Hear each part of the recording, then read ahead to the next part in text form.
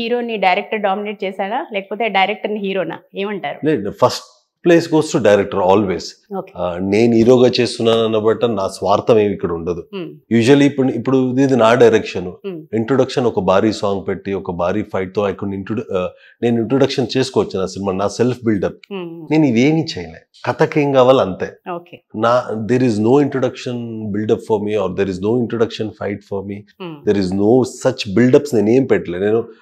నేను హీరోని పక్కన పెట్టాను, నువ్వు పాత్ర. అనీష్ డైరెక్షన్ చేస్తున్న ఈ లవ్ ఓటీపీ సినిమాలో అక్షయ్ అనేవాడు ఒక క్యారెక్టర్, నక్షత్ర ఒక క్యారెక్టర్, సనాన్ ఒక అమ్మాయి క్యారెక్టర్, నాకు రాజీవన్, వీళ్ళంతా క్యారెక్టర్స్ తప్పితే ఎక్కడ నేను డైరెక్షన్ చేస్తున్నాను కాబట్టి నాకు ఎక్కువ స్పేస్ పెట్టుకోవడం ఇవన్నీ ఏం లేదు. కథకి ఏం కావాలి అంతే.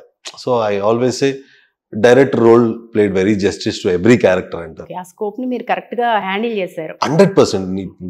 మా ఇంట్రొడక్షన్ లైక్ అమ్మాయి చెప్పు తీసుకుంటుంది, ఇడు పరిగెత్తూ ఉంటాడు. That is my introduction. Usual పెట్టుకోము కదా. ఇఫ్ హీరో డామినేటెడ్ అయింటే ఒక మంచి ఒక యాక్షన్ సీక్వెన్స్ పెట్టి దుమ్ములు అలా లేసి ఇలా వచ్చి బిల్డప్ లో వచ్చి భారీ ఇంట్రొడక్షన్ సాంగ్ పెట్టొచ్చు. నేను అవన్నీ పెట్టలే.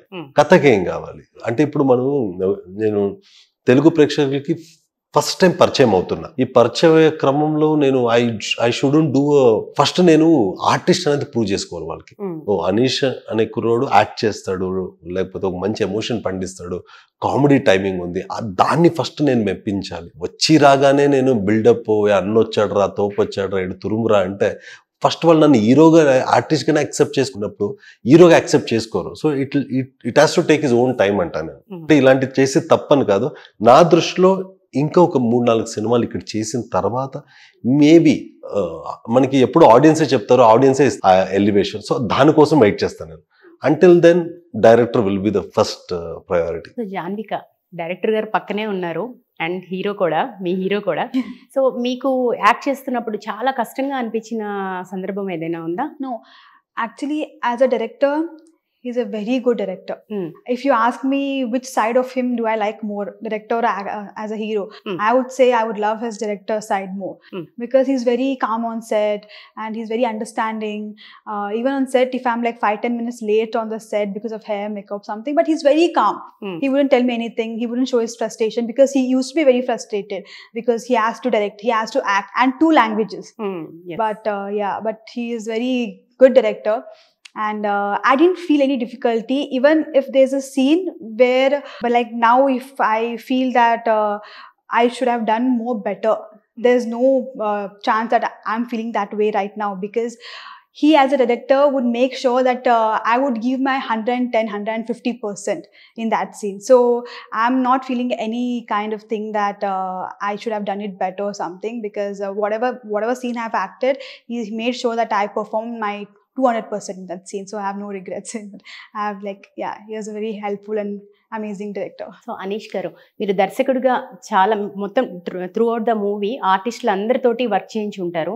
సో ఎట్లా అనిపించింది, ఓవరాల్ గా అవుట్పుట్ ఎట్లా ఉంది, అందరి యాక్టింగ్ స్కిల్స్ ఎట్లా ఉన్నాయి, ముఖ్యంగా రాజీవ్ కనకాల్ గారి గురించి? అంటే రాజీవ్ కనకాల్ గారి పర్ఫార్మెన్స్ గురించి మనం ప్రత్యేకంగా చెప్పడం అవసరం లేదు. He has already scene that peaks. ఎంత పెద్ద పెద్ద డైరెక్టర్ తో పనిచేశారు. అండ్ ఆయన పండించే ఎస్పెషల్లీ ఎమోషన్ సీన్స్ అంటూ నాకు చాలా ఇష్టం. నేను చాలా తెలుగు సినిమాలు చూసినప్పుడు ఒక సినిమాని మలుపు లేకపోతే ఒక కీ మూమెంట్ అనే సీన్స్ అన్ని అది రాజీవ్ కనకాల్ గారికే పడుతుంది. ఎన్నో సినిమాలు మీరు చూసుకుంటే అక్కడి నుంచి సినిమా పేస్ లిఫ్ట్ అయిపోద్ది, లేకపోతే హీరో క్యారెక్టరైజేషన్ చేంజ్ అయిపోద్ది.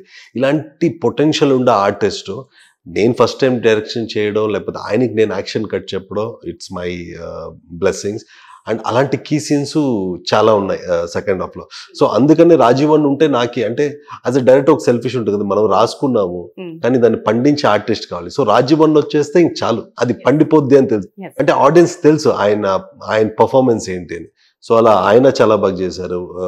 తులసి అమ్మ చాలా బాగా చేశారు. ప్రమోదిని గారు, మళ్ళీ జాన్విక క్యారెక్టర్ ఆల్సో, ఆర్ స్వరూపిణి ఇంకొక అమ్మాయి, ఆ క్యారెక్టర్, ఫ్రెండ్ క్యారెక్టర్, ఏ క్యారెక్టర్ ఊరికెలా వచ్చి వెళ్ళిపోయే క్యారెక్టర్ రాయలే. నాకు వచ్చి వెళ్ళిపోయే క్యారెక్టర్ని రాయడం ఇష్టం లేదు. నేను చెప్పే ఈ 7-8 క్యారెక్టర్లు 100% రిజిస్టర్ అవ్వాలి. లేకపోతే వాళ్ళు ఎందుకు సినిమాలో ఉండాలి అంటారు. ఊరికి ఏదో పాసింగ్ షాట్ లాగా అలా వచ్చి, లేకపోతే ఏదో ఫ్రెండ్ అంటే రే టీ తీసుకురారా, రే ఇది తీసుకురా, అసిస్టెంట్గా పెట్టలేదు.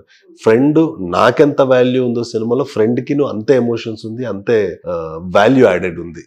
సో ఆల్ క్యారెక్టర్స్ అంటే సినిమా చూసి బయటకు వచ్చిన తర్వాత ఈ క్యారెక్టర్ బాగా చేయలేదు అనేది ఏది ఉండదు.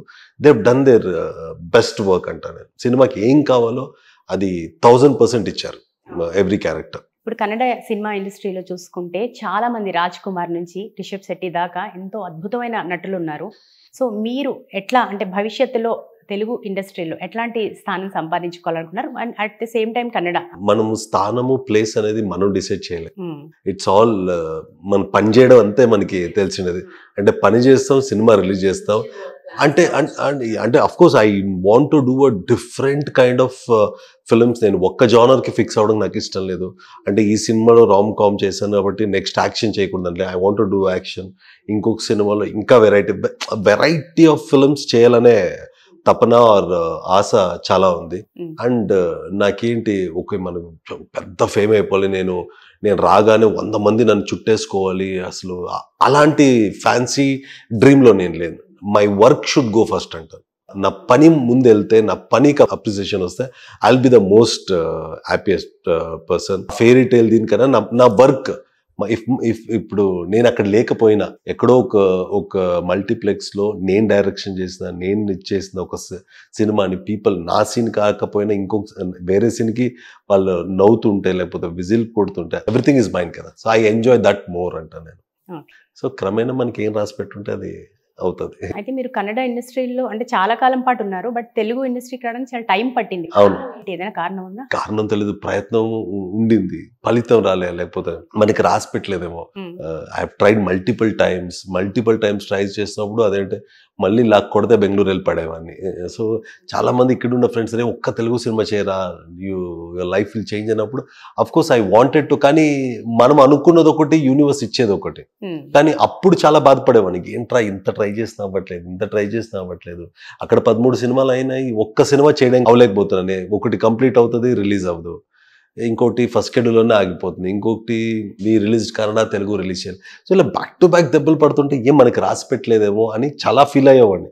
కానీ ఎప్పుడు తెలుసుకుంటే లేదు, God wanted me to come in this way. ఇప్పుడు ప్రతిసారి నేను వచ్చినప్పుడు ఆయన నువ్వు వద్దు వెళ్ళు, ఇక్కడ this is not I wanted you to come అని పంపించేసేవాడు. ఇప్పుడు ఎంత కాన్ఫిడెంట్ గా వచ్చానంటే I'm very confident. I come as a director, I come as నేను రాసుకున్న కథకి, నేను యాక్ట్ చేసి, నేను డైలాగ్ రాసుకున్న కథకి నాకే ఒకసారి భయం వేస్తారు. హీరో గారు నేను ఆశతో వస్తే నువ్వు మొత్తం ఎవ్రీథింగ్ నేను షోల్డర్ ఎత్తుకొని, ఇప్పుడు బిఫోర్ నింద ఆశ అంటే తెలుగు సినిమాలో హీరోగా రావస్తామని, ఇప్పుడు hero, director, screen play writer అన్ని రెస్పాన్సిబుల్ తీసుకొని ఒకేసారి వస్తున్నాను కాబట్టి so what ever the result is నాదే అంటాను. ఇప్పుడు ఏం రిజల్ట్ వచ్చినా అనీష్దే. ఓకే, మనం అనుకున్న రిజల్ట్ రాకపోయినా అనీష్ వల్లే రాలేదు, మన అనుకోకుండా గొప్ప రిజల్ట్ వచ్చినప్పుడు అనీష్ వల్లే వచ్చింది. So I'm ready to take everything అంటారు. అనీష్ గారు మీరు ఫేట్ ని అలాగే గాడ్ ని బాగా నమ్ముతారా? 100%. యూనివర్స్ కి మనం ఎప్పుడు ఫీల్ అయిపోతుంటాం, రే ఇది అవ్వలేదురా అని. కానీ నేను ఇప్పుడు అలా అండ్ దాన్ని నమ్ముతాను. కానీ ఇంకోటి ఏమంటే ఏదో ఒక మనం ఫెయిల్ అయ్యామంటే దాన్ని it's maybe for the positive turn ఓవరే అనుకుంటా.